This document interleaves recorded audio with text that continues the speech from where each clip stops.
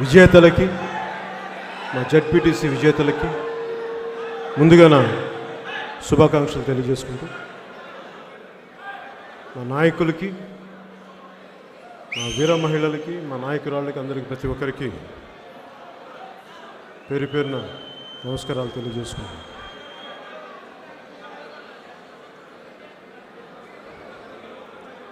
తుమ్మిదల ఝుంకారాలు, నెమళ్ళ క్రేంకారాలు, ఏనుగుల ఘీంకారాలు, మా వీర మహిళల పదఘట్టనలు, మా జన సైనికుల సింహగర్జనలు,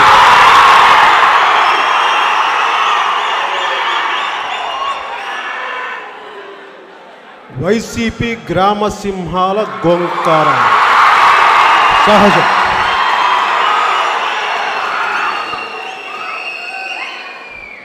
బాబు మీకేనమ్మా, చూసేవాళ్ళకి మీకే. వైసీపీ గ్రామ సింహాలంటే మీకే.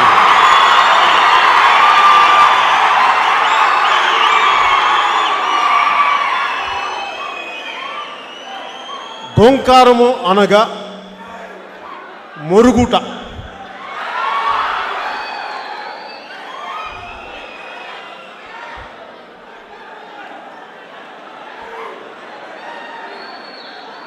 గ్రామసింహం అంటే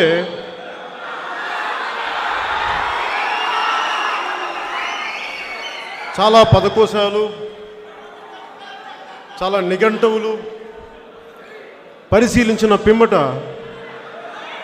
అసలు గ్రామసింహం అంటే ఏంటి అనేది నేను కొంచెం రీసెర్చ్ చేశాను లాస్ట్ కొద్ది రోజుల నుంచి.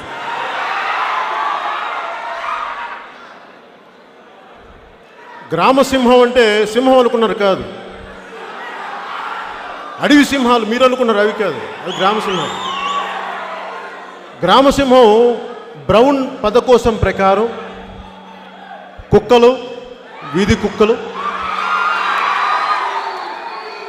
శంకర్ నారాయణ తెలుగు డిక్షనరీ ప్రకారం పిచ్చి కుక్కలు, ఊర కుక్కలు,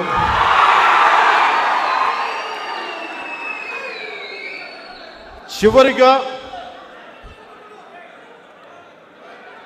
ఇంకొన్ని చివరిగా సూర్యరాయాంధ్రుని నిఘంటు ప్రకారం కరిచే కుక్కలు, అరిచి కరిచే కుక్కలు, ఎక్కువగా వాగి పళ్ళు రాలగొట్టించుకునే కుక్కలు,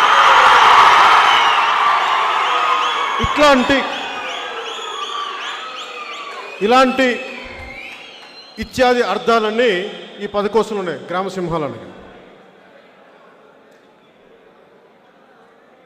ఈ సన్నాసులకి వారికి జన్మనిచ్చిన తల్లిదండ్రుల నేర్పలేని సంస్కారాన్ని నేను నేర్పగలనా? మనం నేర్పలేం. వీళ్ళకి ఎవరు నేర్పిస్తారంటే ఎక్కువ మాట్లాడితే ఇట్లా ఇంకా సరిగ్గా నూనూగు మీసాలు రాని 16-17 ఏళ్ల కుర్రాళ్ళు ఉంటారు చూసారా, వాళ్ళు నేర్పిస్తారు సంస్కారం వీళ్ళకి.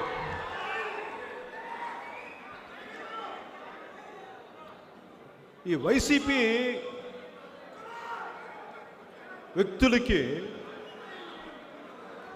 డబ్బు, అధికారం, అహంకారం, మదం, మాత్సర్యం బాగా ఎక్కువగా ఉన్నాయి. వాళ్ళకి అవన్నీ పుష్కలంగా ఉన్నాయి. వాళ్ళకి లేని దానిలో ఒక భయం లేదు వాళ్ళకి. భయం మీకు నేర్పిస్తానమ్మా. మీకు భయం అంటే ఎలా ఉంటుందో నేర్పిస్తాను.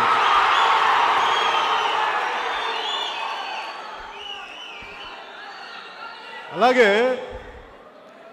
అనాల్సినవన్నీ అనేసి కులాల చాటున దాక్కుంటే లాక్కొచ్చి కొడతాం, బయటికి లాగి కొడతాం.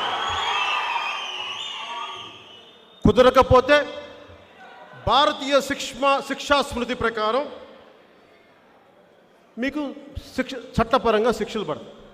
ఆ బాధ్యత మేము తీసుకున్నాం, జనసేన తీసుకుంటున్న బాధ్యత. నేను పార్టీ పెట్టినప్పటి నుంచి కూడా చాలా బాధ్యతగా ఉండేవాడిని. చాలా బాధ్యతగా మాట్లాడతాను. ఒక మాట తోలను. నాకు బూతులు రాక కాదు, మాట్లాడలేక కాదు, మాట్లాడకూడదు కాబట్టి మాట్లాడు. గుంటూరు బాపట్లో పుట్టినండి, నాకు బూతులు రావంటారు. మీకు నా బూతులు వచ్చి వైసీపీ వాళ్ళకి మాకు రావా? మీకు ఇంకా తెలుగులో తిడతారు, 4 భాషలో తిట్టగలను మిమ్మల్ని. ఒక్కరోజు టైం ఇస్తే మీరు కోరుకున్న నాకు ఈ భాషను మమ్మల్ని తిట్టు పవన్ కళ్యాణ్ అంటే అలాగే తిడతాను. నేర్చుకుందాడు మరి. తెలంగాణలో ఒక సామెత ఉంటుంది, అన్న అల్వాలు ఎడిపోవాలి అంటే అన్న ఉలవలకి దున్నుతున్నానే అంటాడు. కాదన్నా నేను అడుగుతుంది, అల్వాలకి ఎడిపోవాలి అంటే నేను ఉలవలకి దున్నుతున్నానే అంటాడు. ఆడు ఇట్లా చాలాసేపు అడిగింది. అరే నేను అడుగుతుంది ఏంటి, నువ్వు చెప్తుంది ఏంటంటే ఎవడు కావాలని చేస్తున్నాడు. అట్లాగా నేను వైసీపీ వాళ్ళని ఏమడుగుతున్నాను, బాబు మీ సొంత చిన్నాయన వివేకానంద రెడ్డి గారు హత్యకు గురయ్యారు, ఎవరమ్మా చంపింది? పవన్ కళ్యాణ్ 3 పెళ్ళిళ్ళు ఎందుకు చేసుకున్నాడు, అదేంటి, నా వ్యక్తిగత జీవితం ఏంటి? అలాగే బాబు మీకు ఎందుకు కోడికత్తిలో ఎవరమ్మా చేసింది ఆ రోజున మీరు అంతా అరిచి గోల చేశారే. సిఎస్ఎఫ్ వాళ్ళు ఉండగా కేంద్ర కంట్రోల్లో ఉండి, నిఘా వ్యవస్థ కంట్రోల్లో ఉండి, భద్రతా వ్యవస్థ కంట్రోల్లో ఉండి మీ మీద దాడి చేస్తూ అంత గోల చేశారే.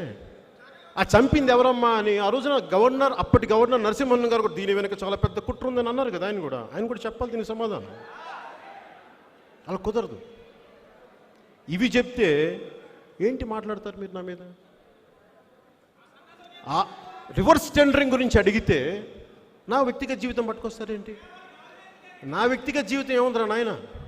బ్లాక్ అండ్ వైట్ మీ జీవితం కదా, రంగుల కళలో మీ జీవితం.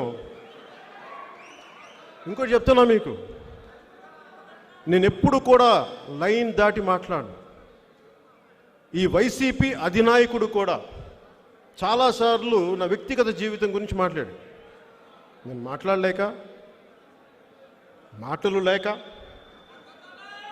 సంస్కారం, నా తల్లిదండ్రుల సంస్కారం నేర్పించారు. ఈరోజు మీ అందరి సాక్షిగా చెప్తున్నా, మనం పాటించాల్సింది. నేను మిమ్మల్ని పాటించమని కోరుకుంటున్నాను. ఈ రోజున నేను ఆడబిడ్డలకి చాలా గౌరవిస్తాను.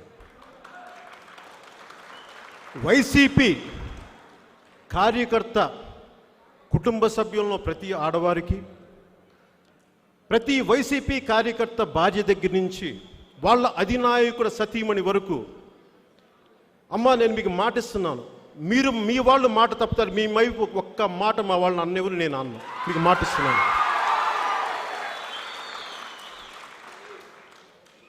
మీతో తేల్చుకుంటాం, వైసీపీ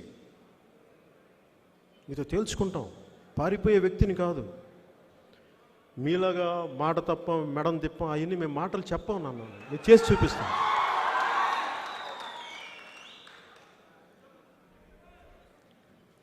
నేను ఎప్పుడైనా సరే చాలా ఒద్దికతోటి, చాలా పద్ధతిగా మాట్లాడతాను. ఈరోజు నేను మీతో పంచుకోదలుచుకున్నాను.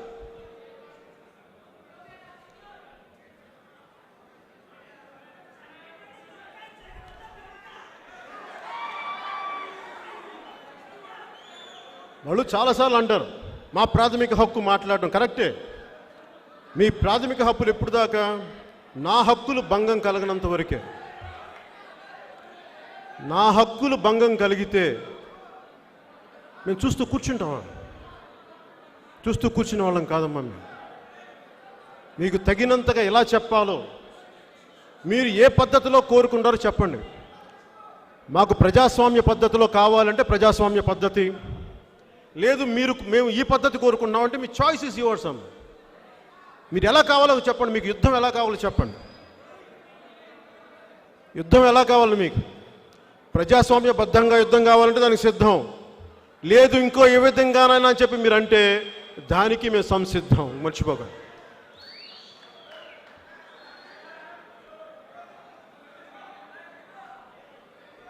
నేను పాలిటిక్స్లో నాకు ఎవరు లేరు. నాకు మా నాన్న ముఖ్యమంత్రి కాదు, మా మామగారు ముఖ్యమంత్రి కాదు. ఇదే పొన్నూరు ఇక్కడ చూడ మా నాన్న హెడ్ కానిస్టేబుల్గా పనిచేసిన అక్కడ స్టార్ట్ చేసిన మా నాన్న. నాకు మా నాన్న ఇచ్చింది వారసత్వంగా ఏమి ఇచ్చిన ఆస్తులు ఇవ్వాల మా నాన్న. పెద్ద పెద్ద కార్లు ఇవ్వాల, ఇడుపుల్లిపాయలు లాంటి ఎస్టేట్లు ఇవ్వాల మాకు మా నాన్న. వేల కోట్ల సంపాదన ఇవ్వాల మా నాన్న. మా నాన్న నాకు ఇచ్చింది ధైర్యం, తెగింపు, ధర్మరక్షణ. ఈ మూడు ఇచ్చారు వారసత్వం.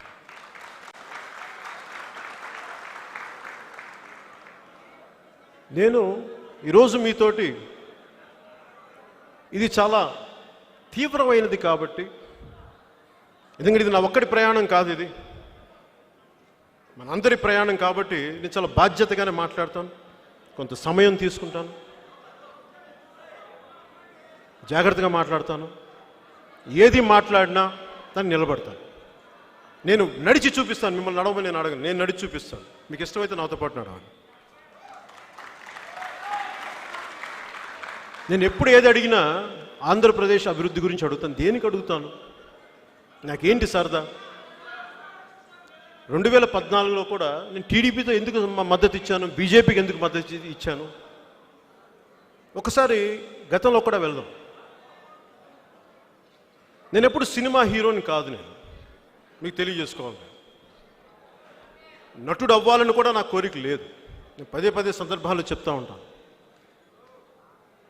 నాకున్నదల్లా సాటి మనిషికి అన్యాయం జరిగితే నాకు స్పందించే గుణం ఉంది. అదొకటే నాలో ఉంది. నాకు అంతమించి ఇంకేం తెలియదు.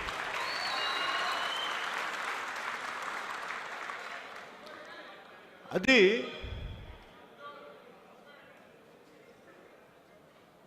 ధర్మో రక్షితి రక్షత అంట. నువ్వు ధర్మాన్ని రక్షిస్తే ధర్మాన్ని రక్షించి తీరుతుంది. దాన్ని త్రికరణ శుద్ధిగా నమ్మిన వాడిని నేను. 19-21 ఏళ్ల వయసులో నేను యోగ మార్గంలోకి వెళ్ళిపోయి, నాకు అవసరం లేదు రామ్లాల్ ప్రభుజీ యోగ మార్గంలోకి వెళ్ళిపోయి తిరుపతిలో ఉంటే, నువ్వు బాధ్యతల నుంచి తప్పించుకుంటున్నావు అని చెప్పేసి సోమరిగా అయిపోతున్నావు అని ఇంట్లో వాళ్ళు అంటే, గత్యంతరం లేక సినిమాలోకి వచ్చాను. ఇష్టపడి రాలేదు నేను సినిమాలోకి. రాజకీయాల్లోకి మటుకు ఇష్టపడి వచ్చాను నేను. ఎందుకు? సినిమాలు ఇష్టం లేక కాదు. సినిమాలు నాకు చాలా ఇష్టం, గౌరవం. అది నాకు అన్నం పెట్టేది, నా తల్లి. అది నన్ను తగ్గించట్లా నేను. కానీ రాజకీయాలు నాకు చాలా బాధ్యత. నేను ఏ పని చేసినా నా తోటలో ఒక పాదు తీయమంటే చాలా శుభ్రంగా తీస్తాను.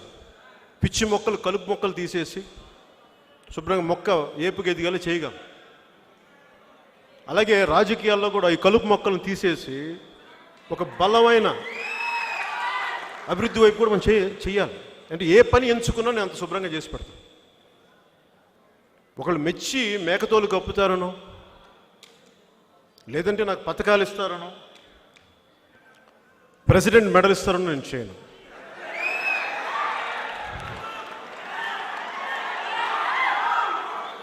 అంటే ప్రెసిడెంట్ మెడల్ కోసం చాలా కష్టపడాలి.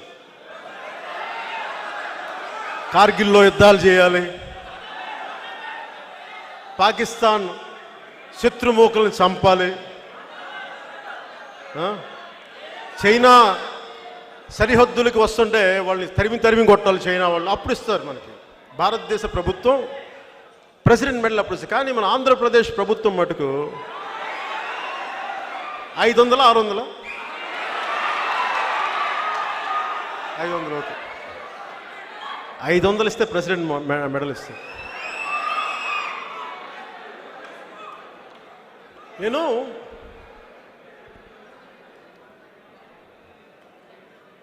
పాలిటిక్స్కి బీజం ఎప్పుడు పడింది అంటే,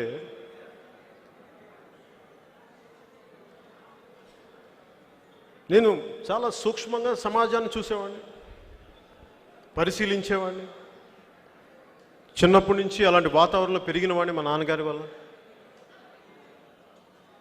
మా నాన్నగారు ఆయన ఒక సోషలిస్టు, లేదంటే కమ్యూనిస్టు, ఒక రామభక్తుడు. మనందరికీ ఉండేది, మన కమ్యూనిజం మాట్లాడతాం, సోషలిజం మాట్లాడతాం, కానీ భక్తిని, సంస్కృతిని వదులుకోం మనం. అది మన దేశ తాలూకు లక్షణం, అది మూల లక్షణం. అదే నేను అలవాటు చేసుకున్నాను. సమసమాజం ఉండాలని కోరుకుంటాను. సమసమాజం అంటే డబ్బు సంపాదించే వాళ్ళని చావగొట్టి వాళ్ళందరి ఎదుగుదలని ఆపేసి మొత్తాన్ని దరిద్రులను చేయమని కాదు. నిత్య దరిద్రుడు నిశ్చింత పురుషుడు అన్న సూక్తిని ఈ వైసీపీ ప్రభుత్వం చేస్తూ ఉంది. అభివృద్ధి ఎక్కడుంది మీకు? అభివృద్ధి గురించి మాట్లాడమంటే అభివృద్ధి గురించి ఏముంది మీకు? అభివృద్ధి అని అంటే ఓకే, వీళ్ళు ఈ కోడికత్తి కేసులో క్రైమ్స్, లేదంటే వాళ్ళ సొంత చిన్న వివేకానంద రెడ్డి గారి హత్య కేసు అదొక వైపు అయితే, మా వాళ్ళ మీద దాడులు, మా జన సైనికుల మీద దాడులు, మా ఆడపడుచుల మీద మీరు దాడులు, అది ఒకవైపు అయితే అసలు అభివృద్ధి ఎక్కడుంది వీళ్ళకి? రోడ్లు వేయడానికి డబ్బులు లేవు, రోడ్లు వేయరు. ఒక పొలిటికల్ పార్టీగా మేము అడుగుతాం, మా హక్కు అది, మేము బాధ్యత తీసుకున్నాం. నాకేం సరదా కాదు. ఇంత లక్షలాది మంది ప్రేమించేవాళ్ళు, ఇన్ని కోట్లాది మంది ఆదరించేవాళ్ళు ఉండగా నేను ఒక బాధ్యత తీసుకొని ప్రతి సన్నాసి చేత నాకు తిట్టించుకోవాల్సిన అవసరం నాకు లేదు. కానీ ఎందుకు తిట్టించుకుంటాను? తిట్టించుకుంటాను, అది కూడా అడుగుతాను, చెప్తున్నాను మీకు. దేనికి? ఇది నా సమాజం, నా దేశం అనుకుంటాను, నా నేల అనుకుంటాను, ఇది నా సమాజం. ప్రేమ ఈ నేల మీద. ఆంధ్రప్రదేశ్లో పుట్టాను కాబట్టి, తెలంగాణలో ఎదిగాను కాబట్టి నేను నా బాధ్యత ఇక్కడ దాకా నిర్వర్తిస్తున్నాను. నాకేం సరదా కాదు వీళ్ళందరి చేత తిట్టించుకోవటం.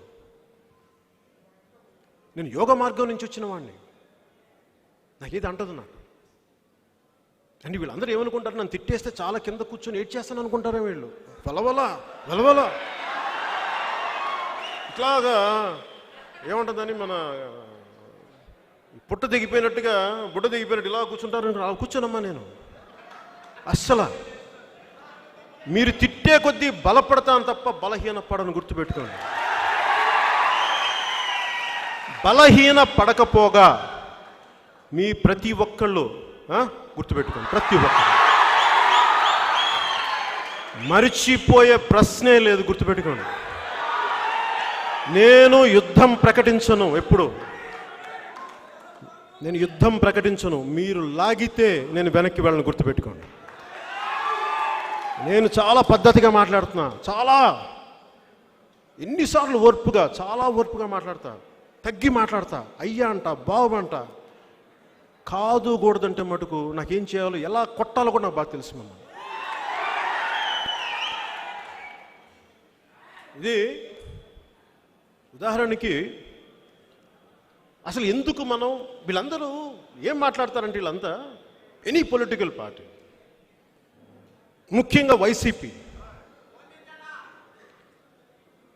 బాబు ఫోన్ తీశాను, వాళ్ళు చేస్తాను. ముఖ్యంగా వైసీపీ మేమిస్తున్నాం, గత ప్రభుత్వం కూడా మా పథకాలు వాళ్ళ పేర్లు అంటే, అలాగే వీళ్ళు ఆ అన్న పథకం, మా అన్న పథకం, పెద్దన్న పథకం. ఎవరు సొమ్ము ఇది నాకు అర్థం కావట్లా. మీరేదైనా చెమటోటి సంపాదించిన డబ్బులు అయ్యి, మీరు మనందరం పొద్దున లేచినప్పటి నుంచి, ఒక బ్రష్ కొనుక్కున్న దగ్గర నుంచి, టూత్పేస్ట్ వేసినప్పటి నుంచి, దేవుడికి అగరబత్తి వెలిగించినప్పటి నుంచి, నువ్వు వంట నూనెలో టిఫిన్ చేసుకునే దగ్గర నుంచి, నువ్వు అన్ని పనులు చేసుకుని తిరిగి రాత్రి పడుకోబోయే ముందు టీవీ చూసే వరకు మనం ట్యాక్సులు కడతానే ఉన్నాం. అది జిఎస్టీ అనండి, సేల్స్ ట్యాక్స్ అనండి, అలాగే క్రయ విక్రయాల మీద ఒక 60 గజాల స్థలం అమ్ముకున్నా వైసీపీ వాళ్ళగా 6,000 ఎకరాలు సంపాదించుకుని ఏదైనా సరే ట్యాక్స్ కట్టాలి.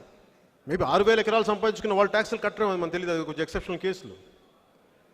మరి ఇంతమంది ట్యాక్సులు కడితే ఆ ట్యాక్స్కి ఒక చోట చేరుతాయి.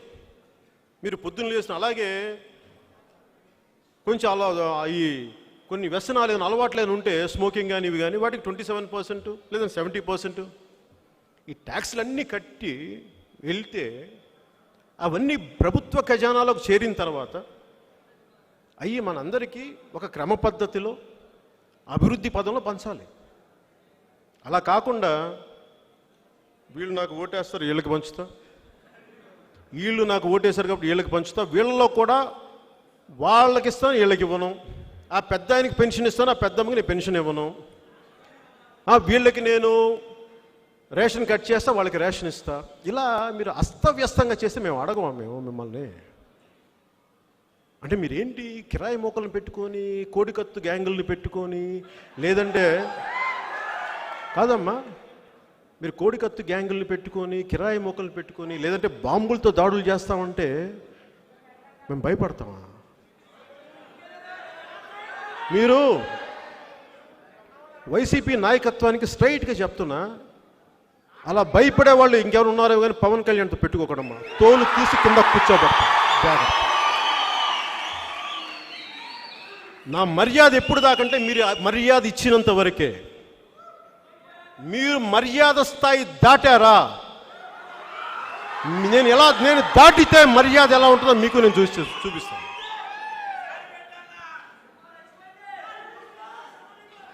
అలాగే నేను మన ఏదో సినిమా టికెట్ల గురించి ఏదో అడిగా. నాకేం వస్తాయి సినిమా టికెట్లు? నాకు వస్తాయి డబ్బులు.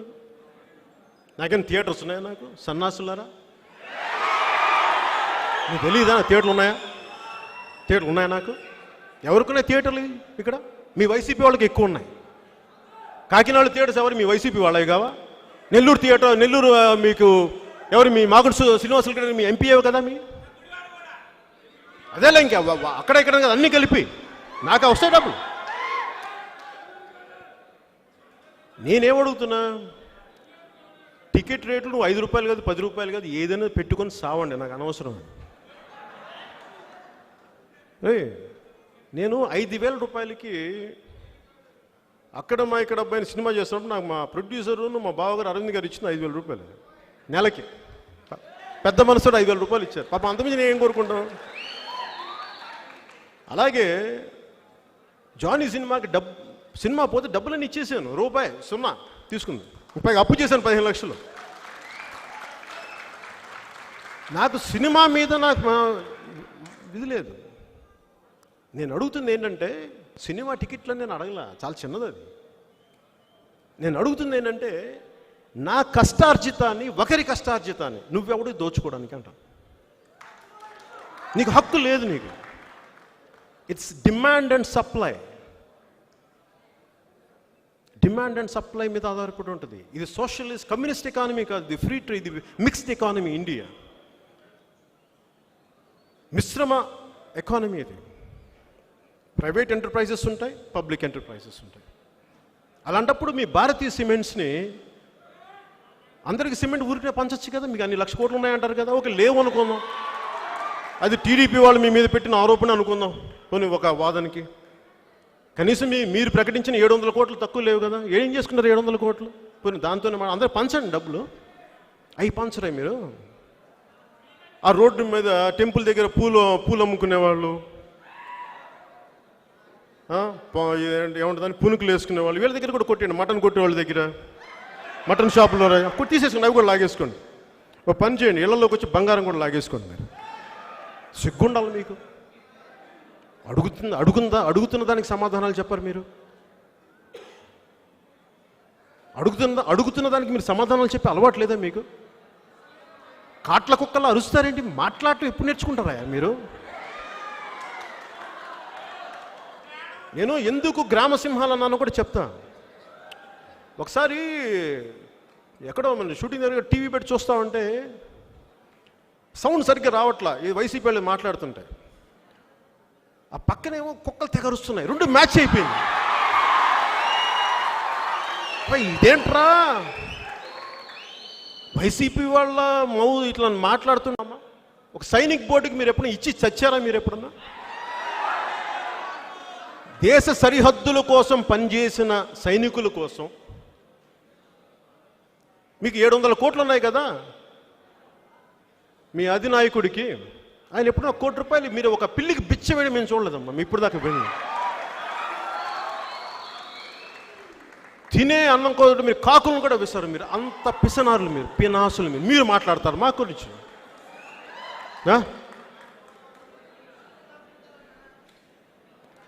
ఏదన్నా తగిలితే ఏదైనా అడిగితే గింజుకుపోతారు. వీళ్ళేమో మనల్ని వచ్చి కొట్టేయచ్చు, వీళ్ళు వచ్చి మనల్ని తిట్టేయచ్చు, పచ్చిబూతులు తిట్టేయచ్చు. మన మటుకు సార్ అలాగే సార్ ఏం రా అని పిచ్చి పచ్చిబూతులు సార్ నమస్కారం అలా అనవమ్మా. అస్సలు అనే ప్రశ్న లేదమ్మా. మీరు నువ్వమ్మా, మీరు ఆ టైం అయిపోయిందమ్మా. చాలా రిటైర్డ్ అయిపోయారు మీరు. ఎప్పుడు చాలా పాత ఫ్యూడలిస్టిక్ భావనలో ఉన్నారు మీరు. ఇంకా ఇది మీ గడీలు కాదు, ఇది మీ ఇడుపులపై ఎస్టేట్లు కాదు, ఇది ఆంధ్రప్రదేశ్, ఇది రిపబ్లిక్ ఆఫ్ ఇండియా, సర్వసత్తాక భారతదేశం. గుర్తుపెట్టుకోండి. మీరు నేను ఎవరికి తల ఉంచుతా? మహాశయుడు అంబేద్కర్కి తల ఉంచుతాం. బోస్కి, సుభాష్ చంద్రబోస్కి తల దించుతాం. భగత్ సింగ్కి జోహార్లు అర్పిస్తాం. గాంధీజీకి మోకరిల్లుతాం. మీలాంటి వాళ్ళకి తాట తీస్తాం. జాగ్రత్త.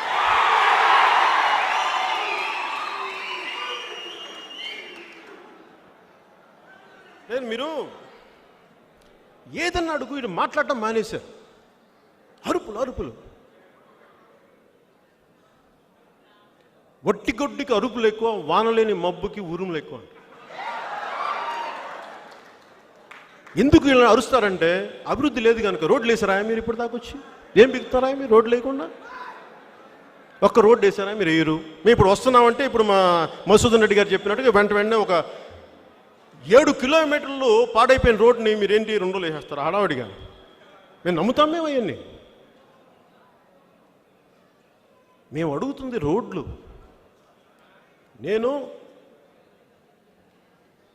నన్ను వీళ్ళ నాయకుడు నన్ను ఓపెనింగ్కి పిలిచారు. మీకు ఇప్పటిదాకా చెప్పలేదు.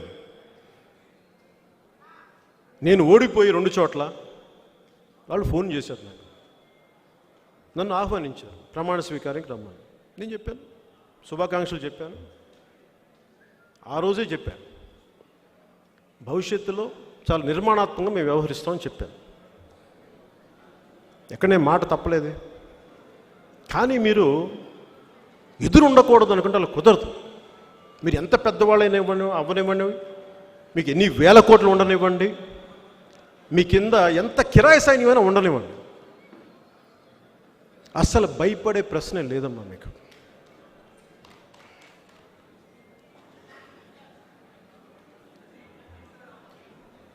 మనందరం ఏం నమ్ముతామంటే, ఉదాహరణకు ఒక తోడేళ్ల గుంపు మేము జీతాలు లేకుండా మేము గొర్రెల మందుని కాపు కాస్తామంటే నమ్ముతామా మేము? వైసీపీ వాళ్ళు మేము అయ్యే అవినీతి లేకుండా మేము పాలన సాగిస్తామని మేము నమ్ముతామా మిమ్మల్ని? మీరు అమ్మే గవర్నమెంట్ ఈ సారాయి డికాలు డబ్బులు ఎక్కడికి వెళ్తున్నాయి? దాదాపు వారు చెప్పిన లెక్కల ప్రకారమే రాష్ట్ర ఆదాయం ఇట్లా ట్యాక్స్, ఇందాక మీకు చెప్పినట్టుగా బ్రష్ల దగ్గర నుంచి, పేస్టుల దగ్గర నుంచి, నూనెల దగ్గర నుంచి అన్నిటి మీద స్టేట్ ట్యాక్స్లు, తర్వాత మనకి రోడ్ ట్యాక్స్లు అన్నీ కలిపి, లేదంటే మనకి జిఎస్టీలు అన్నీ కలిపి మన షేర్కి వాటా అన్ని రకాలు వస్తే దాదాపు 1,29,000 కోట్లు, 1,00,000 కోట్ల పైన అనుకోండి. ఆ 1,00,000 కోట్లు ఏం చేస్తారు మీరు? జీతాలు ఇవ్వరు, జీతాలు 2 వారాలుగా లేట్ చేస్తారు, పెన్షన్లు ఇవ్వరు, పెన్షన్లు 3వ వారానికి కానీ ఇవ్వరు. ఈ మధ్యన వైజాగ్లో మాకు తెలిసిన వాళ్ళు ఉత్తరాంధ్రలో ఒక ఎక్సైజ్ ఎస్ఐ చనిపోయి దాదాపు సంవత్సరికం కూడా వస్తుంటే ఈ రోజుకి అడిగితే ఆ పెన్షన్ ఆఫీస్కి వెళ్తే ఆయన అంట సాగతిస్తున్నారంటే ఇవ్వట్లేదంటే. వాళ్ళు అడిగారు, బాబు మా భర్త పోయారయ్యా, మాకు ఏం చేయాలో తెలియట్లేదు, డబ్బులు ఇవ్వంటే, అమ్మ మీకు కావాలని డబ్బులు ఇస్తాము, మీకు లంచం కూడా ఇస్తామంటే, లంచాలు కాదమ్మా, మాకు అట్లాంటి మనుషులు ఇంకా మేము ఇవ్వడానికి కాదు, డబ్బులు లేవమ్మా మా దగ్గర. ఇది రాష్ట్ర ఆర్థిక పరిస్థితి. దీని గురించి మాట్లాడితే నీచంగా తిట్టేసి, నీచంగా మాట్లాడి, వ్యక్తిగతంగా వచ్చేసి, కుటుంబాల జోలికి వచ్చేసి, మేము మా ఇంటి ఆడపడుచుల జోలికి వచ్చేసి ఎంత దిగజారిపోతే ఎలా? మీకు ఆడబిడ్డలు ఉన్నారు కదా, మీకు కూతురులు ఉన్నారు కదా, మీకు బిడ్డలు ఉన్నారు కదా, మీకు అనిపించదా మనసులో ఇది తప్పు, ఇలా మాట్లాడకూడదని? కనీసం మీ కుటుంబ సభ్యులు, మీ ఆడవాళ్ళు ఎవరు చెప్పరా మీకు? దయచేసి కొంచెం విఘ్నత పాటించండి. ఇది కేవలం నేను మీ ఇంటి ఆడపడుచులు, మీ తల్లులు, వారి మీద గౌరవంతో మాట్లాడుతున్నాను. ఇట్లా నేను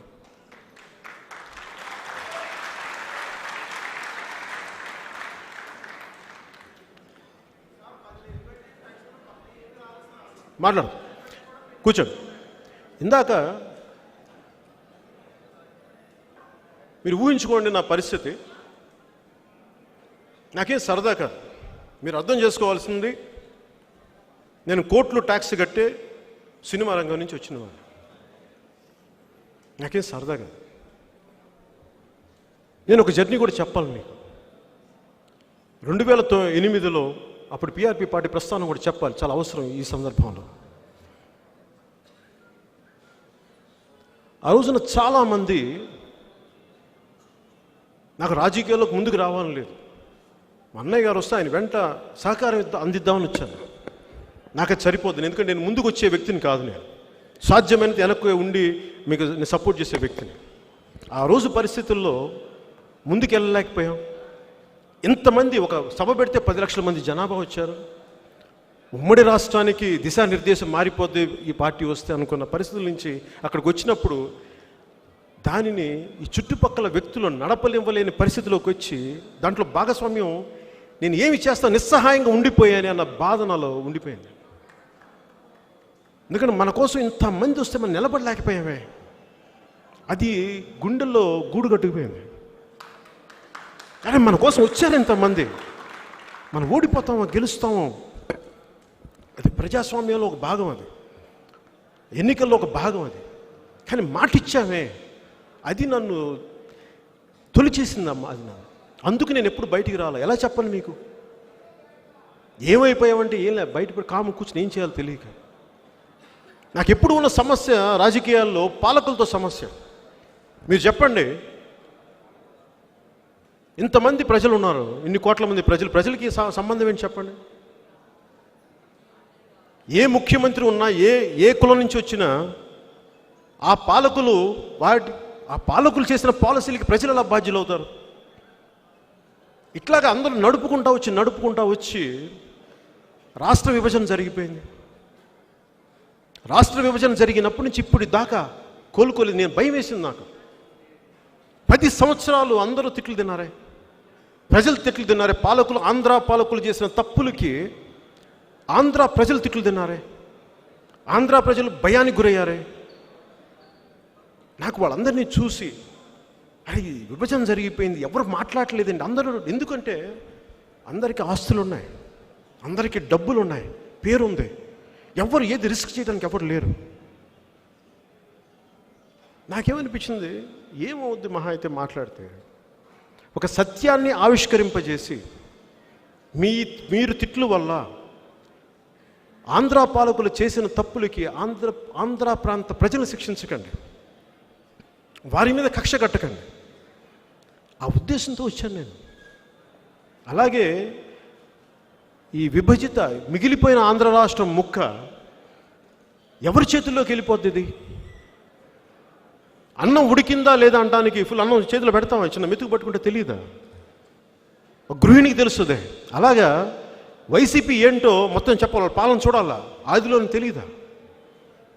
ఇవన్నీ దృష్టిలో పెట్టుకొని అప్పటి ప్రధానమంత్రి అభ్యర్థిగా ఉన్న మోదీ గారు పిలుపు మేరకు వెళ్ళి తెలుగుదేశం పార్టీకి మద్దతు తెలిపితే అట్లా నా ప్రయాణం సాగింది. దీంట్లో ఎక్కడా కూడా మీరు చెప్పండి, నాకు నిజంగా ఒక పార్టీ స్థలం కావాలంటే నేను నా బిడ్డల ఎఫ్డీలు వాళ్ళ భవిష్యత్తు కోసం పెట్టుకున్న ఆ డబ్బుని తీసుకొచ్చి ఇక్కడ ఈ స్థలం ఎందుకు కడతాను, ఇది ఎందుకు కొనాల్సిన నాకు అవసరం ఏంటి? మీకు అధికారం రావడానికి ఎంత తోడ్పడ్డానే, నేను అడుగుండొచ్చు కదా ఒక స్థలం. కనీసం మీరు ఎక్కడ స్థలం చూపి నేను అడగలా. నాకు ఆత్మగౌరవం చాలా ఎక్కువ. ఎందుకంటే డబ్బులు లేకపోతే పస్తులు ఉంటాం, కానీ ఆత్మగౌరవాన్ని చంపుకోం, అడగం. నేను చేసి పెట్టేవాడిని, నేను ఇచ్చేవాడిని, తీసుకునేవాడిని కాదు. నాకు ఎన్నికల్లో ఓట్లు అడగడానికి కూడా ఇబ్బంది. నాకు మీకు తెలియదా నేను దేనికోసం వస్తాను? నాకు డబ్బులు కావాలా, నాకేం కొత్తగా పేరు కావాలా, నాకేం కొత్తగా అధికారం కావాలా? ఏమి ఇవ్వగలరు నాకు ప్రజలు? చెప్పండి, నిజంగా చెప్పండి. నేను మీ బాగు కోసం కదా వచ్చింది. నాకేం సరదానా? అడ్డమైన గాడిదల చేత నేను తిట్లు తింటే నాకేం సరదానా? నిజంగా మాట్లాడుతాను. పనికి మాలిన వెధవలు, చవటలు, సన్నాసులు నా సరదా కాదు. చాలా పౌరుషం ఉన్నవాడిని,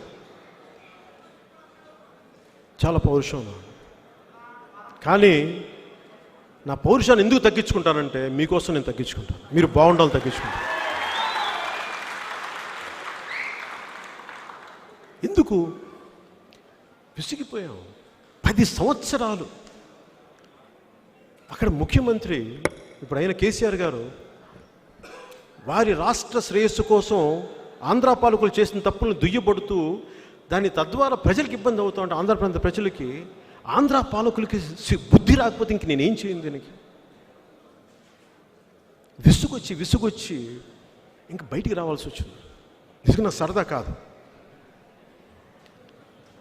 2014లో తెలుగుదేశం పార్టీకి నేను కోరుకుంది ఒకటే. మీరు చూసే ఉంటారు ఆ విజువల్. మీరు చంద్రబాబు నాయుడు గారు నా ఆఫీస్కి వచ్చాను. నేను వెళ్ళలేదు, మీరు గుర్తుపెట్టుకోండి. ఎందుకంటే నేను వెళ్ళలేక కాదు. నేను ఒకటి అడిగా, మీకు నా వల్ల మీకు సహాయం కావాలి అంటే మీరు నన్ను అడగవాలి. దేనికి అడగమని? పొగరుతో కాదు. నేను మిమ్మల్ని తగ్గించడం ఇష్టం లేక ఆయన రమ్మన్నాను. మిమ్మల్ని తగ్గించడం ఇష్టం లేక చెప్పాను కూడా ఆయనకి. నాకు ఇది పొగరు అనుకుంటారు, పొగరు కాదు. ఎందుకంటే మీరు మా వాళ్ళు ఒక బిర్యానీ ప్యాకెట్కు, ఒక సారాయి ప్యాకెట్కు వెళ్ళేవాళ్ళు కాదు. వాళ్ళకి కావాల్సిందల్లా చిన్నపాటి గౌరవం ఇవ్వండి. ఆ గౌరవం ఇస్తే మేము వస్తాం, అప్పుడు చెప్తాం. అలా కాదు ఒక ఎంపీ సీటుకో, ఒక రాజ్యసభ సీటుకో అంటే నా రియాక్షన్ కూడా చూశారు అంతకుముందు. ఒక సభలో నేను మాట్లాడాల. ఎందుకు మాట్లాడంటే, మీరు నా ఆత్మగౌరవాన్ని దెబ్బ కొడితే నేను ఇంకో మనిషిని. మీరు నాకు మీకు ఎంత గౌరవం ఇస్తానో అంత తిరస్కార భావాన్ని కూడా నేను చూపించగలను. నాకు శక్తి ఉంది నా దగ్గర. ఎందుకంటే నేను మీ నుంచి ఏం కోరుకోను. నేను ఎందుకు మాట్లాడగలను? నేను డబ్బులు సంపాదించుకోలేక. ఇదే హైదరాబాద్ మాదాపూర్లో ఎకరం ₹1,00,000 ఉన్నప్పుడు నా సంపాదన ₹1,00,00,000. నేను కొనుండొచ్చు కదా. ఈ రోజున 1,000 కోట్లు ఉండేది, 2,000 కోట్లే. వీళ్ళ వైసీపీ నాయకుల కంటే ఇంకా అద్భుతంగా అఫీషియల్గా డబ్బులు సంపాదించేవాళ్ళు. నేను చేయలే. ఎందుకు సంపాదించలేదంటే, అలాంటి డబ్బు ఎక్కువైపోయే కొద్దీ భయపడిపోతాం. ఇప్పుడు డబ్బు పెరిగే కొద్దీ ధైర్యం రావాలి కదా. డబ్బు పెరిగే కొద్దీ భయం వేసిపోద్ది. వాళ్ళు ఏం చేసేస్తారేమో, ఇదేం చేసేస్తారేమో, ఇట్లా అని. ఇవన్నీ ఆలోచించి నేను ఎప్పుడు డబ్బు వెంట పడలా. ఎందుకంటే నాకు ధైర్యం, నా ధనం ధైర్యం, ద్రవ్యం కాదు.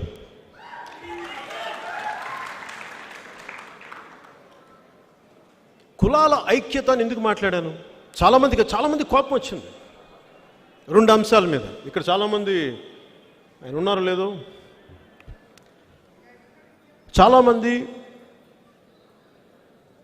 మార్పు రావాలని కోరుకున్న వ్యక్తులు, చాలామంది ప్రజారాజ్యం పార్టీ నుంచి ఆశించి అప్పటి నుంచి అంటుకుపోయిన వ్యక్తులు చాలామంది, అండగా ఉన్న వ్యక్తులు చాలామంది, మేము మీకు వచ్చేస్తామని చెప్పి నా సభలకు వచ్చాం. 2014 లాంచింగ్ సభకు వచ్చినప్పుడు నన్ను చాలా ఆశించారు. అంటే వాళ్ళు ఏమనుకున్నారంటే, నేను వర్గశత్రువుని చూపిస్తానని చెప్పి. ఒక పార్టీకి ఒక వర్గశత్రువు కావాలి ఎదగడానికి, పోరాటం చేయడానికి. ఎదగడానికంటే కూడా పోరాటం చేయడానికి. టీఆర్ఎస్ అని పార్టీ ఎందుకు వచ్చింది? వాళ్ళ వర్గశత్రువు ఆంధ్ర పాలకులు. వైసీపీకి వర్గశత్రువులు కమ్మవారు.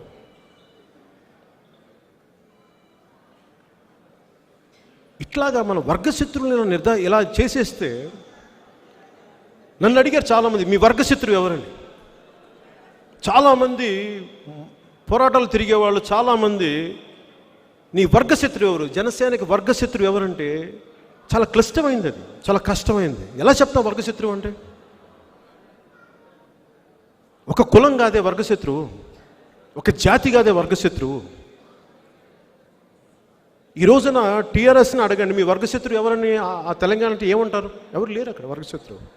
ఫైనల్ వర్గశత్రువులు ఎవరుంటారంటే పేదరికం, అవినీతి, దాష్టీకం, దౌర్జన్యం, ఇవి వర్గశత్రువు, కులాలు కాదు. ఉదాహరణకి ఆంధ్రప్రదేశ్లో 151 సీట్లతోటి వైసీపీ వస్తే ఏం చేసి ఉండాల్సింది?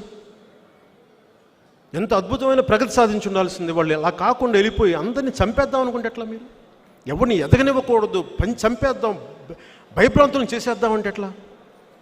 అది నిజంగా జరుగుద్ది అట్లా? ఒక కులాన్ని సమూలంగా తుడిచిపెట్టేయడం జరుగుద్దా? అది అయ్యే పనేనా అసలు? అది సబబైన పనేనా? అలా చెయ్యొచ్చా ప్రజాస్వామ్యంలో? ఇదేమన్నా మంగోల్ తాండాల పోరాటం అనుకుంటున్నారా మీరు? ఇది ప్రజాస్వామ్యం మర్చిపోయారా మీరు?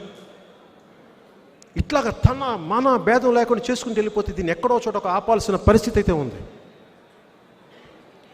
సో వర్గశత్రువు జనసేనకి దాష్టీకం చేసేవాళ్ళు, దౌర్జన్యం చేసేవాళ్ళు, దోపిడీ చేసేవాళ్ళు జనసేనకి వర్గశత్రువులు.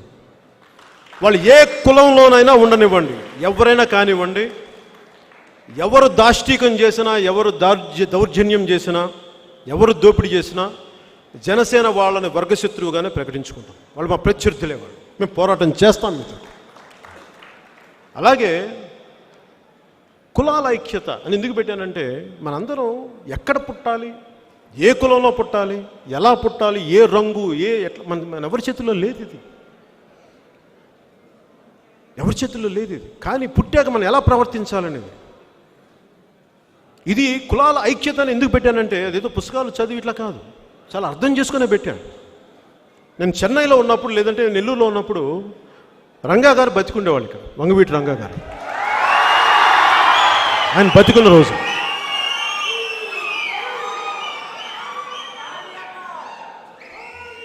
వంగవీటి రంగా గారు బతికున్న రోజుల్లో నేను ఒకసారి చూశాను, 2 సార్లు చూశాను గుర్తులేదు. నేను మొత్తానికి ఆయన చూశాను. నేను కలవలేదు, నేను చూశాను. ఎందుకంటే నేను చిన్నవాడిని. ఆయన తీసుకొచ్చిన వాళ్ళు ఎవరు? ఆయన స్నేహితులైన కమ్మవారు, అన్నయ్య గారి ప్రొడ్యూసర్లు. రంగా గారిని రావడం చూశాను, నమస్కారం పెట్టడం చూశాను. నేను వాళ్ళకి కాఫీలు పంపించాను అంతే, కాఫీలు పురమాయించి. పోనీ నాకు అలాగే నా కజిన్ మెహర్ రమేష్ ఒక అబ్బాయి ఉన్నాడు. అబ్బాయి గుడ్లవల్లేరులో చదువుకుంటూ ఒకసారి సెలవులకు వచ్చేసాడు. ఏరా నీకు హాలిడేస్, ఇప్పుడు హాలిడేస్ కూడా కాదు, ఎందుకు వచ్చేసామంటే, లేదు క్యాస్ట్ గొడవలు జరుగుతున్నాయి, పాలిటెక్నిక్ కాలేజ్ మూసేస్తే వచ్చేసాను. నాకు అప్పటి నుంచి ఏంటంటే, ఏంటి ఇంత గొడవలు ఏముంటాయి? నేను నెల్లూరులో పెరిగినవాడిని, నేను నెల్లూరులో ఇంత గొడవలు ఎప్పుడు చూడలేదు. సో నాకు ఆ తర్వాత నేను దాన్ని అధ్యయనం చేయడం మొదలుపెట్టాను, కొన్ని చూశాను. రంగా గారు చనిపోవడం నాకు మనుషులు రావడం చూశాను చెన్నైకి, మెడ్రాస్కి. తర్వాత విజయవాడ ఒక 1 నెల రోజులు తగలబడిపోతున్నప్పుడు ఆ ఫోటోలు చూశాను. అన్నీ చూసి ఇట్లా అయిపోయింది ఏంటంటే, తర్వాత అర్థం చేసుకునే కొద్దీ అది దాన్ని మీ అందరికీ తెలిసిందే, నాకు అర్థమైంది. కానీ నాకు ఒక మౌలికమైన ప్రశ్న ఏంటంటే, రంగా గారు ఊరు వెళ్తున్నప్పుడు, ఆయన సభలు పెడుతున్నప్పుడు చాలామంది చెప్పేవాళ్ళు కృష్ణానది తీరం అంతా నిండిపోయేదని. మరి అలాంటి రంగా గారు అప్పటి రాష్ట్ర పాలకుల నుంచి, ఐఎమ్ వెరీ క్లియర్, అప్పటి రాష్ట్ర పాలకుల నుంచి నాకు ప్రాణ భయం ఉంది అంటే,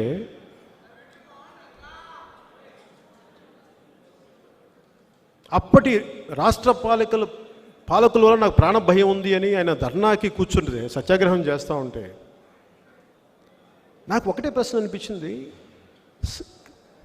కృష్ణానది తీరం అంతా నిండిపోయేంత జనం వచ్చారు కదా, కనీసం వీళ్ళలో రోజుకి 100 మంది కూడా ఆయన పక్కన ఎందుకు కూర్చోలేకపోయారని అనిపించింది నాకు. ఏమైపోయారు వీళ్ళు? ఒక సభకి వచ్చారే, ఆయన నన్ను చంపేస్తున్నారంటే ఆయన మద్దతుదారులు ఎందుకు ఆయన పక్కన కూర్చొని రక్షించుకోలేకపోయారు అన్నది నన్ను ఈ రోజుకి పట్టి పీడించే ప్రశ్న. ఎదుటి వారిని అనబోయే ముందు మనం ఏం చేశాం అన్నది కూడా మనం ఆలోచించుకోవాలి. ఇది చాలా అవసరం. ఎందుకంటే గుడ్డి ద్వేషం సమాజాన్ని చీల్చి నిట్టనిల్లో చీల్చేసి ఎవరికి సుఖం లేకుండా చేస్తుంది. ఇది చాలా అర్థం చేసుకోవాలి. ఇది 2014లో కూడా కాపు రిజర్వేషన్లు మనకి తునిలో జరుగుతున్నప్పుడు చాలామంది అడిగారు, నువ్వు రావు ఇట్లా దీని మీద నీ స్పందన ఏంటని. నేను ప్రతి సమస్య నుంచి ఏ సమస్య అయినా సరే నేను పారిపోను. ఇందాక మన నాయకులు చెప్పినట్టుగానే అది చిన్న సమస్య అవనివ్వండి, పెద్ద సమస్య అవనివ్వండి, నేనైతే పారిపోను.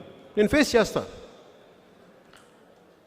శతకోటి దరిద్రాలకి అనంతకోటి ఉపాయాల్లాగా శతకోటి సమస్యలకి అనంతకోటి పరిష్కారాలు ఉంటాయని నేను నమ్మేవాడిని. నేను పారిపోను, ఏ సమస్య నుంచి పారిపోను. ఇబ్బంది పెడుతుంది నన్ను తిట్టుకోవచ్చు, కానీ నేను పారిపోను. ఎందుకంటే నేను బాధ్యత తీసుకున్నాను కాబట్టి. కానీ నేను ఆ రోజున నేను కొంతమంది మాట్లాడితే, కొన్ని నీగా వర్గాలు వీళ్ళందరితో మాట్లాడితే, కొన్ని వైసీపీ వర్గాలు దూరిపోయిన దాంట్లో గొడవలు చేయడానికి సిద్ధమైపోయారని చెప్తే, పైగా అక్కడ ఏమైంది, సభ మాట్లాడుతూ ట్రైన్ దగ్గరికి వెళ్తారనేది ఎవరికి తెలియదు, రైలు కట్టాల మీద కూర్చుంటారని ఎవరికి తెలియదు, ఎవరు చెప్పలేదు. ఎందుకంటే ఇది నాకు చెప్పింది చాలామంది కాపు నాయకులు చెప్పారు. అలా గొడవ జరిగిపోయి ఎన్నో సంవత్సరాలకి ఇంతమంది కోరుకుంటున్న ఒక ఉద్యమం ఒక్క చిన్నపాటి పొరపాటు ఈరోజు ఏమి కాకుండా అయిపోయింది. అట్లాగా ప్రతి సమస్య. ఈరోజు రాయలసీమలో కూడా నేను మొన్న వెళ్తే దళితుల హక్కులు కాల రాసేస్తారండి. దళితులకి మనకి ఒక హక్కు ఉంది. ఇక్కడ నిజంగా రాయలసీమ లోపలికి వెళ్తే మీకు నోరు మెదపడానికి భయపడే పరిస్థితులు కొన్ని ప్రాంతాలు, నేను అన్ని ప్రాంతాలను చెప్పలేను కానీ కొన్ని ప్రాంతాలు ఖచ్చితంగా. అలాగే బోయ కులస్తులు ఇబ్బందులు పడుతూ ఉంటారు, నాకు సాధికారత లేదని. ఇలాంటి అన్ని పరిస్థితుల్లో నేను కులాల ఐక్యతను ఎందుకు పెట్టానంటే, మనందరం పరస్పరం అర్థం చేసుకొని ముందుకెళ్ళాలి తప్ప ఒకళ్ళని కక్షగట్టి పెట్టుకున్నావా సమూలంగా అందరినీ దహించేస్తుంది. వైసీపీ చేస్తున్న తప్పు కూడా అదే.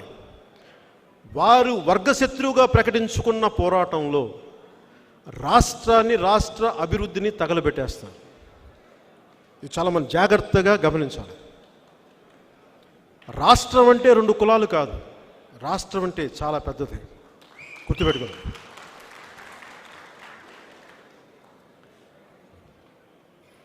ఇది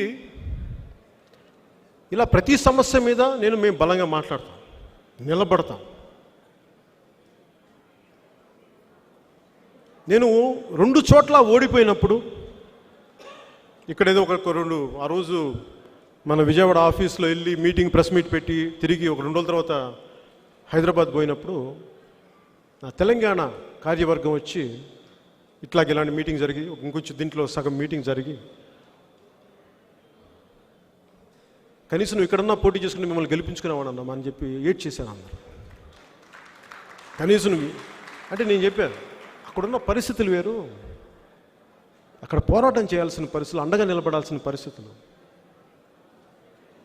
ఒక్కొక్కరు ఆలోచన విధానం వేరుంటుంది. నేను గెలుస్తాను ఓడిపోతానని కాదు, పాపం కష్టాల్లో ఉన్న వాళ్ళకి అండగా వెళ్ళటానికి నిలబడవచ్చు, నన్ను గెలిపించవచ్చు, ఓడించవచ్చు, దట్స్ ఓకే. అది ఎందుకంటే నేను మిమ్మల్ని దేహి అని ఎప్పుడు అడగను. నేను మీకు అండగా నిలబడేవాడిని, మిమ్మల్ని దేహి అని ఎప్పుడు అడగను. నేను భిక్షగాని కాదు. మీకు నా మీద నమ్మకం ఉండి నిలబడతాడు సమస్యల మీద అంటే అప్పుడు మీరు నన్ను గెలిపించండి. మీరు నన్ను గెలిపించి చూపించండి, రాష్ట్రాభివృద్ధి ఎలా ఉంటుందో మీకు చేసి చూపిస్తాను మాటల్లో. అలాగే శాంతి భద్రతలు ఎలా ఉంటాయో చేసి చూపిస్తాను మీకు.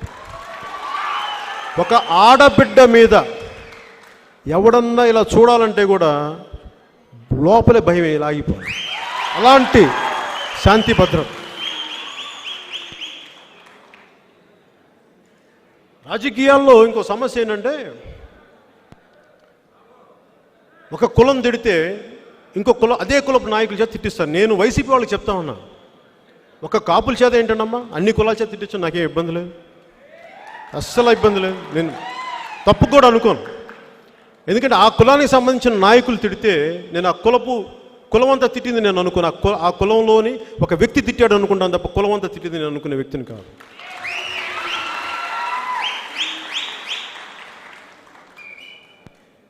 నేను వీళ్ళందరికీ ఏముంటుందంటే నన్ను చూడగానే వీడిని ఏదైనా తిట్టేసేయచ్చు. నేను ఎప్పుడు ఎవరిని రెచ్చగొట్టను, మర్యాదగా మాట్లాడితే. మొన్న కూడా ఏదో సభల్లో వీళ్ళు ఎవరో మాట్లాడుతూ ఉంటే కాపులు ఉన్న చోట నిలబడతారు, అది నిలబడతారంటే నాకు ఒకటే అనిపించింది, మరి కాపులు ఉన్న చోటే కదా, కాకినాడలో అత్యధికంగా కాపులు ఉన్న చోటే కదా వాళ్ళ ఎమ్మెల్యే చంద్రశేఖర్ రెడ్డి గారు నన్ను పచ్చిబూతులు తిట్టింది. అప్పుడు ఎవరికి పౌరుషం రాలేదా? నేను 100% కాపులు నిలబడతా నేను అనుకోను. ఎందుకు అనుకోను? నిజంగా అలా ఉండుంటే చంద్రశేఖర్ రెడ్డి గారు తిట్టడానికి ఆలోచిస్తారా? ఆలోచించగలరా? ఎందుకంటే ఎక్కువ జనాభా ఉన్న చోట, సంఖ్యాబలం ఉన్న కులాల్లో ఐక్యత తక్కువ ఉంటుంది సహజంగానే. ఒక చిన్న స్థానం కోసం ఇంతమంది పోటీ పడతారు. ఆ నాయకులు వేసే ఎంగిలి మెతుకులకి వారి ఈ మోచేతి అంబలి మహా కమ్మగా ఉంటుంది అనుకోండి పాపం. ఎందుకంటే ఎక్కువ మంది పోటీ పడతారు కదా, అందుకని ఎవరు ముందు వెళ్ళిపోయి అంబలి తాగేస్తే పాపం బాగుంటుంది. తాగండి రా బాగా తాగండి, కొంచెం అంబల్లో కొంచెం కారం కొంచెం ఉప్పు వేసుకుని ఇంకొంచెం ఎక్కువ తాగండి, బాగుంది, మంచిగా ఉంటుంది, తాగండి. సిగ్గుండాలి మీకు. అప్పుడు జాతి గురించి మాట్లాడకండి అమ్మ, తప్పు. అలాగే నేను టీడీపీకి మద్దతు ఇవ్వగానే నేను నా కులాన్ని ఎప్పుడు నేను దూరం వెళ్ళలేదు, నేను ఎప్పుడు పారిపోను కూడా. అలాగే వేరే కులాలని తోలనాడను కూడా నేను గౌరవిస్తాను, అన్ని కులాలను గౌరవిస్తాను. ఇంకా చెప్పుకోవాలంటే నేను ఒక అబ్బాయి ఏలూరులో ఎక్కడో నేను ఏదో దగ్గర తీసుకుంటాను, నేను ఏంటి రెల్లి కులస్తుందంటే నేను చెప్పా, నన్ను రెల్లి కోసం పుట్టలేదు నాన్న, నన్ను నీ రెల్లి సోదరుడు అనుకోను, నీలో పుట్టాను అనుకో. అలాగే ఇస్లాం ఆచారం ప్రకారం నాకు ఎవరైనా క్యాప్ పెడితే గౌరవంగా పెట్టించుకుంటాను. అలాగే నన్ను ఒక ఇసాయి క్రిస్టియన్ ఒక క్రైస్తు చర్చికి తీసుకెళ్ళి నన్ను ప్రార్థన చేస్తాను. రెండు ముఖ్యమైనవి జనసేనలో ఏంటంటే, ఒకటి కులాల ఐక్యత. ఎందుకు మాట్లాడతానంటే మనం అందరం ఒకరికొకరు పరస్పర సహకారం అవసరం అభివృద్ధికి.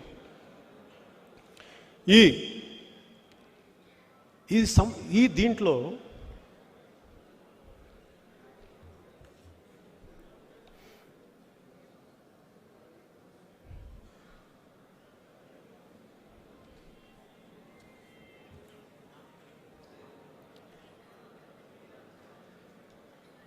నన్ను అడిగేది అందరూ నీ ఐడియాలజీ ఏంటి. మొన్న ఈ మధ్యన కూడా నేను వింటా ఉన్నాను, చాలా కన్ఫ్యూజింగ్ ఐడియాలజీ అంటారు. ఒకసారి ఇది మాట్లాడతాం, ఇంకోసారి వాళ్ళతో జత కడతాం, ఇంకోసారి ఇది మాట్లాడతాం. అంటే ఒక దేహానికి ఒక రక్తనాళం సరిపోద్దా? ఒక దేశానికి ఒక నది సరిపోద్దా? మీరే వేరే పార్టీల్లో గెలుచుకున్న వాళ్ళని మీరు ఎమ్మెల్యేలు లాక్కుంటారే, అది మీకు తప్పు అనిపిస్తుందా? మీకు అంటే మీ తప్పుడు అధికారం కోసం మీరు ఎవరితోనే కలిసిపోవచ్చా?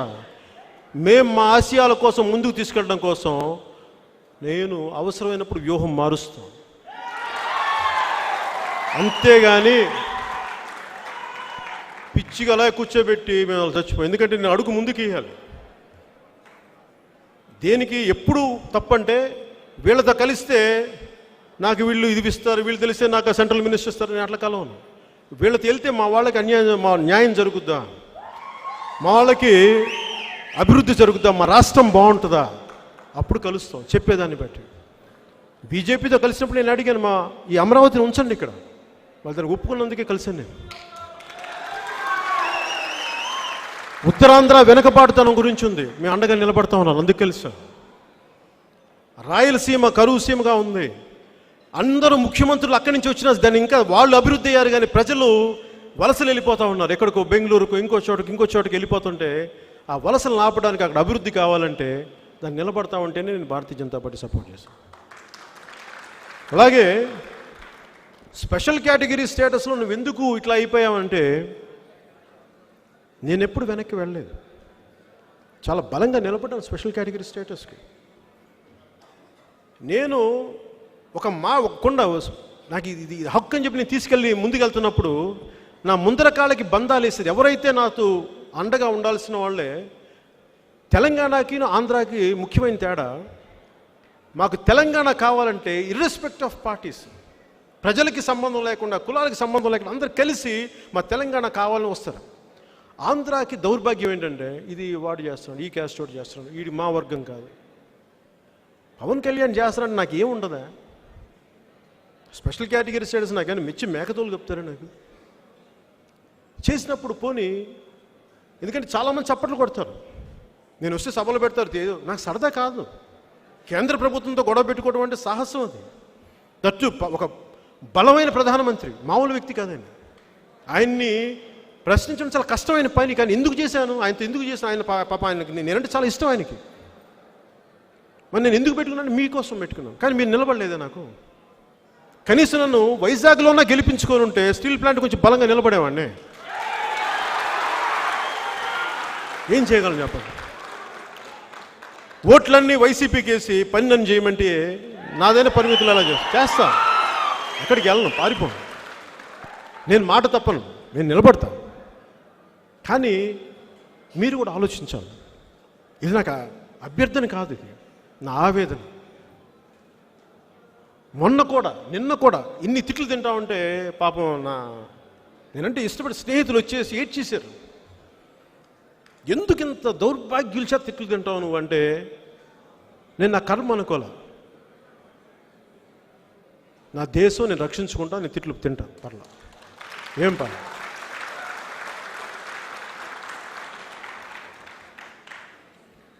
సో జనసేన ముఖ్యంగా నేను కులాలకు సంబంధించి 10 సార్లు మాట్లాడతాం.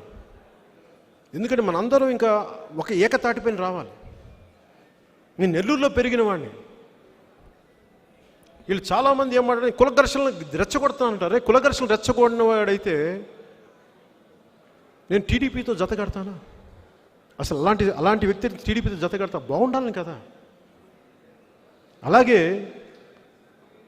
వైసీపీ నాయకులు చాలామంది నాకు తెలుసు. ఇదే అంబటి రాంబాబు గారు మనకి 2014లో ఎప్పుడో వాళ్ళ అమ్మాయి పెళ్ళికి పిలిచి నేను వెళ్ళానే. ఆయన తర్వాత తిట్టిండొచ్చు నాకు, అది ఓకే. అని నేను ఎప్పుడు దాచుకోవాలంటే నేను నా స్నేహహస్తాన్ని ఎప్పుడు ముందే ఉంచాను, ఎప్పుడు ఇలా పెట్టాను. నేను రెడీ. మీరు అలా కాకుండా మీరు నాతో గొడవ పెట్టుకుంటానంటే కూడా రెడీ. Choice మీజ్ yours.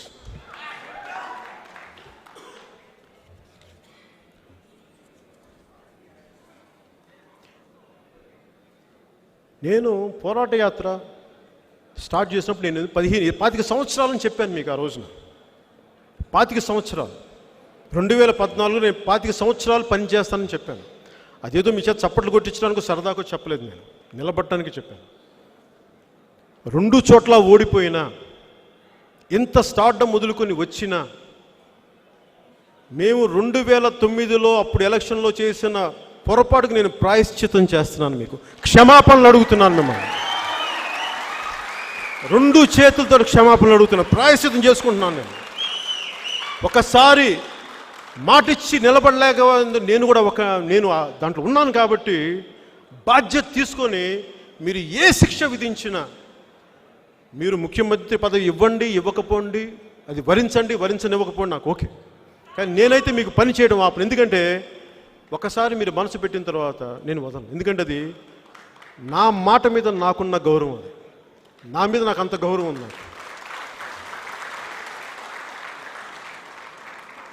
ఈ రోజున మీరు అర్థం చేసుకోవాల్సింది, ఇందాక చెప్పినట్టుగా నాకు ఇడుపులపై ఎస్టేట్ లేవు, పాల ఫ్యాక్టరీలు లేవు, సినిమా హాళ్ళు లేవు. నాకు తెలిసింది ఒకటే, సినిమాలు యాక్ట్ చేయడం. దాన్ని కూడా నా ఆర్థిక మూలాలను కూడా దెబ్బ కొట్టేస్తానంటే నాకు ఓకే. మీ అందరూ ఒక పూట అన్నం పెట్టరా, లేదంటే కూర్చోబెట్టి ఒక కాఫీ ఇవ్వరు. నాకు దాని గురించి ఆలోచించలేదు. అలాగే చాలాసార్లు అసలు నీకు డబ్బులు ఎలా వస్తాయి పార్టీ కంటే నేను మీకు చెప్తాను. ఆ రోజున నాకు కరెక్ట్ గుర్తులేదు కానీ 1,65,00,000 కానీ 1,85,00,000 కానీ నా బ్యాంక్లో ఉన్న పెట్టుబడి డబ్బు పార్టీ స్టార్ట్ చేసేటప్పటికి నేనేమనుకున్నానంటే పార్టీ స్టార్ట్ చేయడానికి 1,000 కోట్ల అవసరం లేదు, టన్నుల కొద్దీ గుండె ధైర్యం కావాలి. అది నా దగ్గర ఉంది, అది నా పెట్టుబడి. ఒక అభిప్రాయాన్ని నిలబడి ఘంటాపదంగా బలంగా స్ఫుటంగా చెప్పగలను, అది నా బలం, అది నాకు తెలుసు. అది పైకి నేనేం ఆశించను కూడా. జీవితంలో సాయుధ పోరాటానికి సిద్ధమైన వాడిని నేను. వెనక్కి తగ్గే ప్రశ్న లేదు. పోతే ప్రాణాలు పోవాలి కానీ అడిగి వెనక్కి పడతాను. అలాంటి నేను నా ప్రయాణం ఎలా ఉంటుందంటే, రైటరును కవి జావేద్ అఖ్తర్ ఒక పోయింది ఎక్ మొహరేక సఫర్ అని. ఒక చిన్న పావు ప్రయాణం, ఒక చదరంగంలో ఉండే ఒక చిన్న పావు ఉంటుంది, దాని ప్రయాణం కింద ఒక కవిత ఉంటుంది. అదేంటంటే జీవితపు చాలా చిన్న వయసులోనే ఆ పావు తాలూకు మనసు చిన్న వయసులోనే జీవితంలో ముందుకు అడుగేయాలి అంటే ఈ జీవన చదరంగంలో కనుచూపు మేరకు విస్తరించి ఉన్న ఈ జీవన చదరంగంలో ఒక్కొక్క గడి దాటాలి అంటే చాలా జాగ్రత్తగా, తెలివిగా, చలాకీగా ఉండాలి. ఎందుకంటే సంపూర్ణంగా ఈ రాజకీయ చదరంగాన్ని పావులన్నీ ఆల్రెడీ కప్పేసి కూర్చున్నాయి. ఒక్క అడుగు వేస్తే చంపేస్తారు. ఒక్కొక్క అడుగు ముందుకు వేసుకెళ్తే ఎటు చూసినా నలువైపులా నైవంచుకులు, చంపేసేవాళ్ళు, ద్రోహులు, ఘాతకులు, ఇలాంటి మధ్య ఒక్కొక్క అడుగు వేస్తే నాకు తెగిపోతా ఉంది. అయినాక నేను ముందుకు నడుస్తూనే ఉన్నా, ఒక్కొక్క అడుగు ముందుకేస్తున్నా. అలాగే జనసేన ప్రయాణం కూడా చిన్న పావు ఇది. ఒక్క ఎమ్మెల్యే కూడా లేనిది ఒక ఎమ్మెల్యే సంపాదించుకుంది. ఒక్క ఎంపీటీసీ లేని కూడా ఈరోజు 180 ఎంపీటీసీలు సంపాదించుకుంది. ఒక జెడ్పీటీసీ లేని 2 జెడ్పీటీసీలు. భవిష్యత్తులో ఆంధ్రప్రదేశ్ ప్రభుత్వాన్ని సాధిస్తాం. మనకి అక్కడ వెళ్ళి కూర్చుంటాం కాదు, ఇది ఒక్కరోజు ప్రయాణం కాదు. దానికి నేను ఒంటరిని. ఇంతమంది తిట్లు దీని ఇంటికి వెళ్తే ఎవరు నాకేమో అనిపిస్తుంది, ఎవరితో మాట్లాడాలి. ఒకనే కూర్చుంటాను, రూమ్లో కూర్చుంటే పుస్తకాలు చూసుకుంటాను, చదువుతాను, లేదంటే నా మొక్కలను చూస్తుంటాను, అంతే. ఎందుకంటే ఇంతమందితో చేశాక నాకు ఎవరితో మాట్లాడాలనిపిస్తుంది. ఇంటికి వెళ్ళాక ఎవరిని ఒకటే ఉండాలనిపిస్తుంది. ఏకాంతమే ఉంటుంది, లోన్లీనెస్సే ఉంటుంది. ఇదంతా ఎందుకు భరిస్తానంటే నేను మీకోసం చేస్తాను, మనందరి కోసం, ఒకప్పుడు ఇచ్చిన మాట కోసం. నేను మర్చిపోయినది. అలాగే పోరాట యాత్ర అప్పుడు గంగమ్మ తల్లికి దండం పెట్టుకొని నా మత్స్యకార సోదరులు ఆశీస్సులు తీసుకొని నేను బయలుదేరాను. ఎందుకంటే సమాజంలో నేను ఏ అణగారిన వర్గాలు ఉన్నాయో, ఏవైతే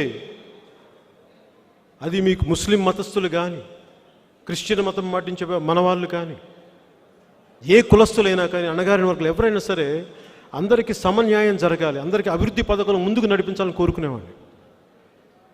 అలాగే నేను సర్వమతాల్ని గౌరవించేవాడిని. నీ మతాన్ని ఆరాధించు, ఎదుటి మతాన్ని గౌరవించని సంస్కారం ఉన్నవాడిని. అలాగే ఒక మస్జిద్ మీద ఒక దాడి జరిగితే నేను వచ్చి నిలబడతాను. ఒక చర్చి మీద దాడి జరిగితే నేను నిలబడతాను. అలాగే నేను పాటించే హిందూ మతం మీద దాడి జరిగితే నిలబడి తీరుతాను. తప్పదు, అక్కడ రాజకీయం చేయాలి. ఈ మాట అంటే వీళ్ళు నొచ్చుకుంటారు. ఎందుకు నొచ్చుకుంటారు? ఎవరైనా రాముడి విగ్రహం, రామతీర్థంలో రాముడి విగ్రహాన్ని కొంతమంది నరికేశారని తప్పని మాట్లాడితే ముస్లింలు ఎందుకు నొచ్చుకుంటారు? క్రిస్టియన్ మతం పాటించే వాళ్ళు ఎందుకు నొచ్చుకుంటారు? అది మీరు అలవాటు చేసింది. అది నొచ్చుకుంటారు. ఎందుకు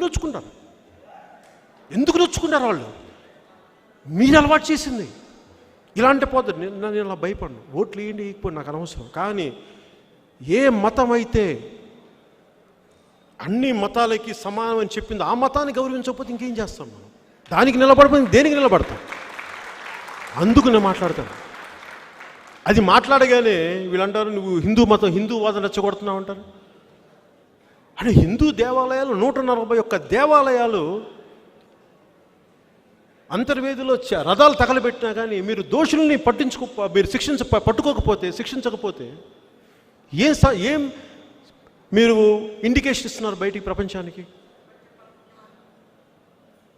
నేను దాన్ని ఖచ్చితంగా నిలబడతా.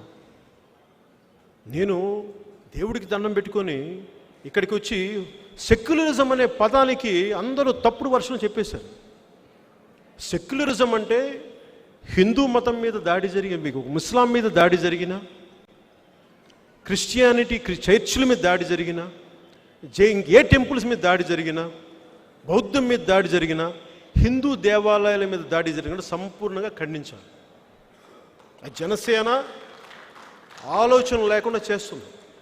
అంతేగాని ఇలా అంటేస్తే హిందూ మతవాది అంటారంటే నాకు అసలు భయం లేదమ్మా. ఫస్ట్ అది అర్థం చేయండి. నా మనసులో ద్వేషం లేదు, నా మనసులో ధర్మమే ఉంది. నా మనసులో సంపూర్ణ ధర్మమే ఉంది. అందుకే నేను వెనకడుగు వేయను దానికి. అది అందరూ దయచేసి అర్థం చేసుకోవాలి. 141 హిందూ దేవాలయాల మీద దాడి జరిగితే మీరు పట్టించుకోరే?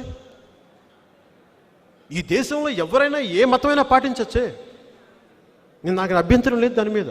నేను అంత బయాస్డ్ వ్యక్తిని కాదు. చాలా సంపూర్ణంగా నిలబడగలను నేను. కానీ మరి జరుగుతుంటే ఇలా ఎవరు నొచ్చుకుంటారు?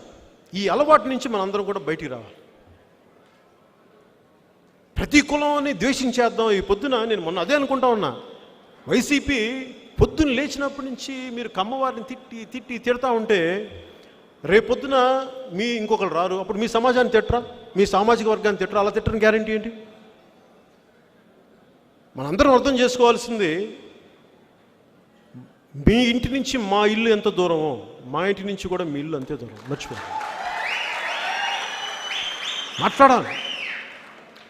అలాగే ఇంకెక్కడో ఒక చోట దీనికి ఒక తెర పడకపోతే నువ్వు 100 మంది దగ్గర ట్యాక్సులు కలెక్ట్ చేసి నువ్వు అనుకున్న కొద్ది మందికే పెడతానంటే మిగతా 60 మంది ఏం చేస్తాం? ఖాళీగా కూర్చుంటామా? వ్యూహాలు వేస్తాం. వైసీపీ నాయకులు చెప్తున్నా, వ్యూహాలు వేస్తాం.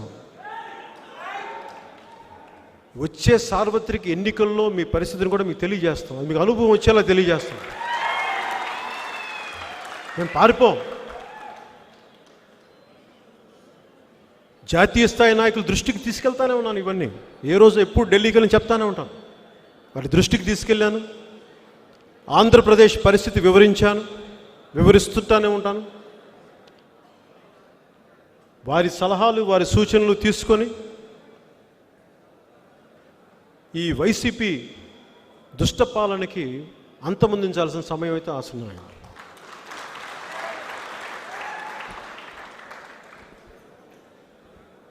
ఈ రోజున నేను అందరికీ ఒక పిలుపునిస్తున్నాను. మీ దగ్గరికి మీ అందరినీ అభ్యర్థిస్తున్నాను.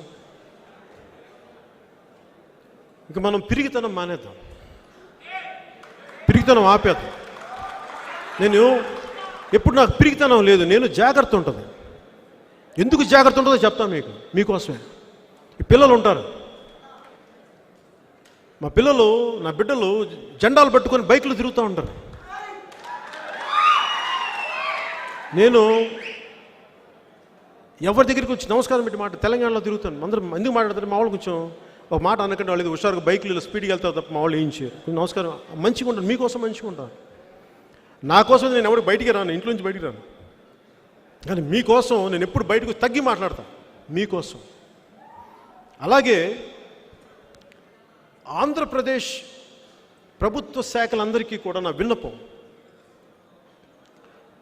ప్రభుత్వాలు మారబోతున్నాయి వచ్చే సార్వత్రిక ఎన్నికల్లో. ప్రభుత్వాలు మారబోతున్నాయి. జీవితం అంటే నువ్వు ఊహించుకొని జరగటమే కదా. పవన్ కళ్యాణ్ 2 చోట్ల ఓడిపోతాను ఊహించుకోవాలి, జరిగింది కదా కదా. అలాగే 151 సీట్లు వచ్చిన వైసీపీ 15 సీట్లకు రాదని కూడా జరగచ్చుగా.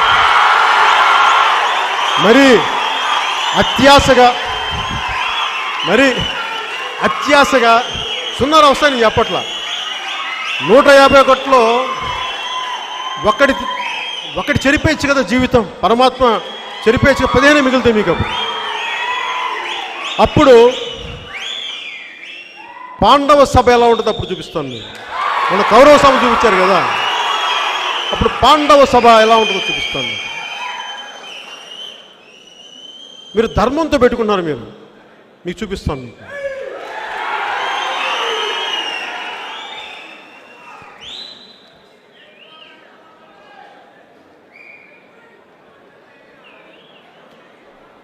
ఈరోజున భయపడే అందరికీ ఒకటే చెప్తాను, ఎవరికన్నా గుండె ధైర్యం లేకపోతే ఇక్కడ నువ్వు ఆడపడుచులకే చెప్తున్నాను, ఇంటింటికి వెళ్ళి ప్రతి ఒక్కరూ కూడా మన చిత్ర పరిశ్రమ కూడా మాట్లాడాను. నాకేం సరదానా చిత్ర పరిశ్రమ గురించి మాట్లాడడానికి? నాకు అసలు కాదు. కాకపోతే అది రాష్ట్రంలో భాగం. ఎందుకంటే మన సినిమాలు చూస్తాం, నచ్చుతాం, మన ఏ హీరోని చప్పట్లు కొడతాం. వాళ్ళందరూ నన్ను అడిగి, వాళ్ళల్లో కొంతమంది నా నిర్మాతలు కూడా మర్చిపోతారు. వాళ్ళు వచ్చి అడిగారు, ఇలా ఇబ్బంది పడుతున్నా, ఏం చేయాలో తెలియట్లేదంటే, వాళ్ళు రేట్ల గురించి కూడా కాదు, ప్రభుత్వం కంట్రోల్లోకి మాకు వెళ్ళడానికి ఇబ్బందిగా ఉంది అంటే ఏం చేయాలి? అందరి దృష్టిని ఇబ్బందులు పెట్టుకొని, అందరికంటే మాట్లాడాలని అందరికీ భయం కదా, ఇబ్బందులు పడతారు. వాళ్ళ కష్టాలు వాళ్ళకు ఉండొచ్చు, నేను కాదంట్లా. సో వాళ్ళందరి తరపున ఇప్పుడు నా దగ్గరికి వచ్చి 4 గోడలు చెప్తాను. ఎందుకంటే బలంగా మాట్లాడగలంటే 4 గోడలు వచ్చి నా దగ్గర చెప్పి ఏం చేస్తారు? చెప్పచ్చు కదా బయట అంటారు, మళ్ళీ నీళ్ళు నవ్వుతారు. ఆ విసుగు తట్టుకోలేక చెప్పాను. అది వాళ్ళు చేస్తారో చేయరో నాకు అనవసరం. ఎందుకంటే మనకి ఇన్ని లక్షల కోట్ల